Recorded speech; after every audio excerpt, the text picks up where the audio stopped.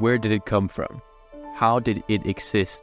A land filled with architectural marvels, a society shaped by politics, warfare, and culture, the Roman Empire.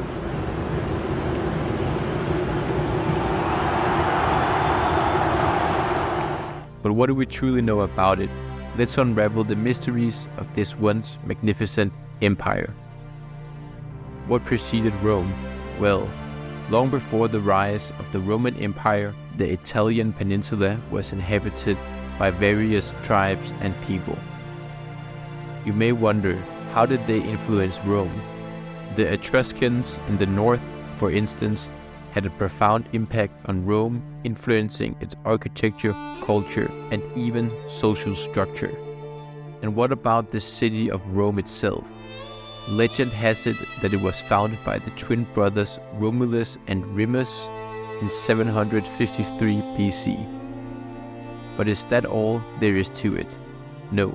Rome started as a small settlement on the banks of the river Tiber and grew over centuries, absorbing the cultures around it, creating a unique Roman identity. So how did Rome rise to power? It wasn't overnight, for sure. For Rome to dominate the Italian peninsula, it had to subdue powerful neighbors such as the Etruscans, the Samnites, and various Greek city-states.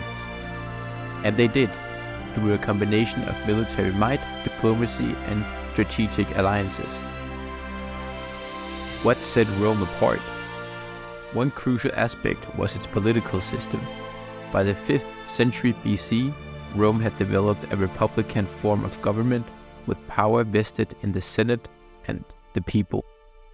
This system, despite its flaws, allowed for a level of political stability that enabled Rome to expand.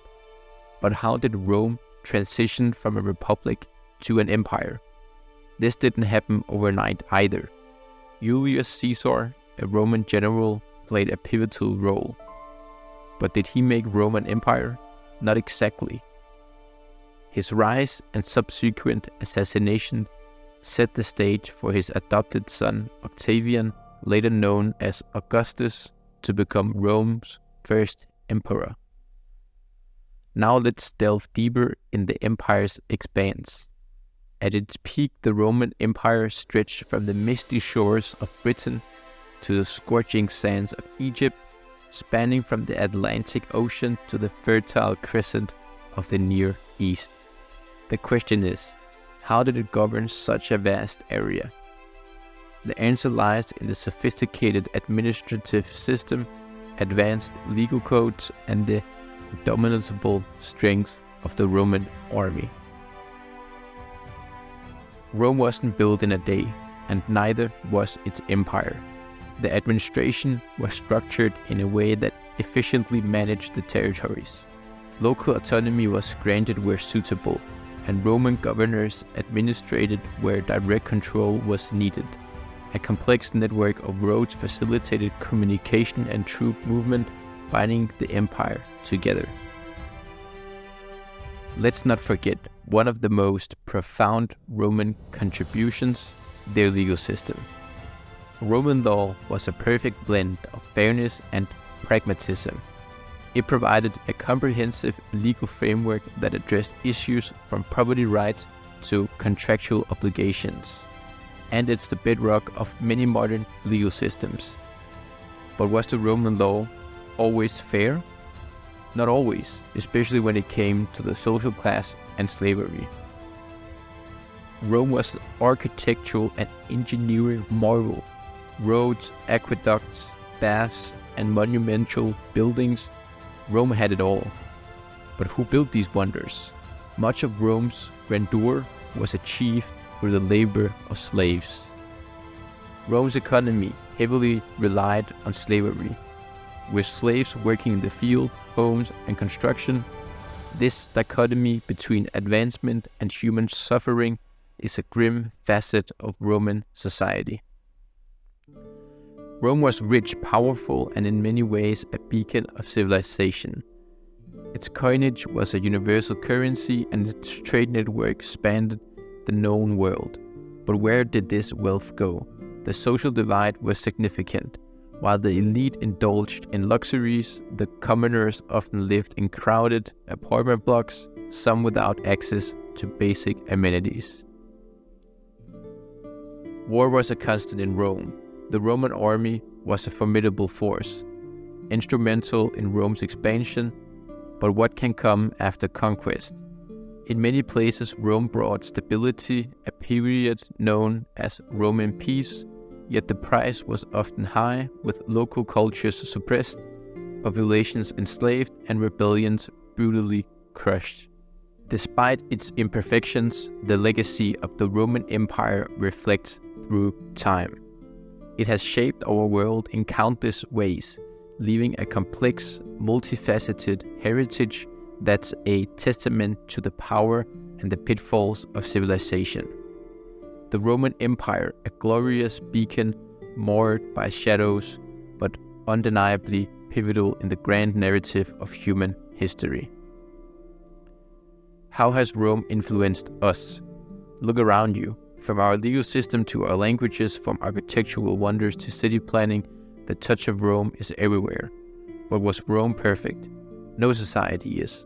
While it brought many advancements, it also was marked by social inequality, slavery, and periods of brutal conflict.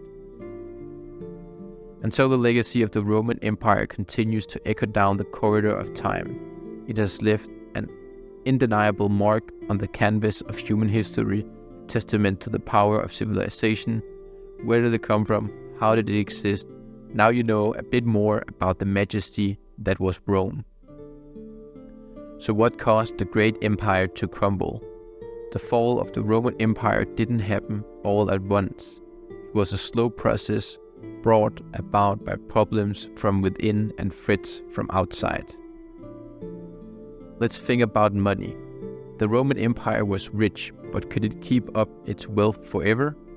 Unfortunately, no. As time went on, the empire's money problems grew.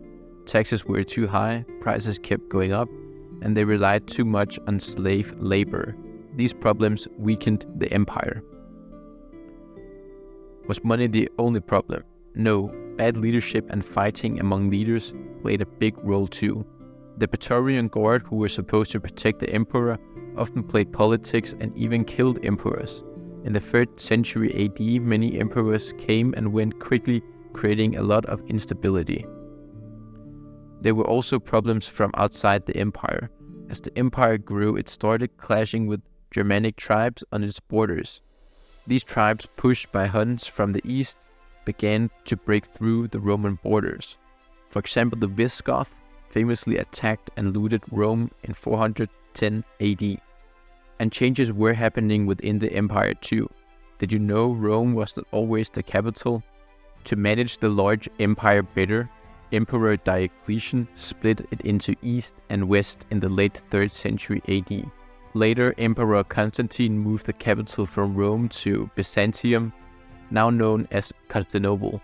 This move marked a big change for the empire. So the end was near. The Western Roman Empire, weakened by problems and invasions, finally fell when the last Roman Emperor, Romulus Augustus, was overthrown by the Germanic king Odoacer in 476 AD. But did that mark the end of Rome? Not entirely. The Eastern Roman Empire, also known as the Byzantine Empire, survived for another 1,000 years. The Roman Empire was an amazing chapter in human history, full of great achievements and failures. Its fall wasn't caused by just one thing, but a mix of money problems, bad leadership, threats from outside, and cultural changes.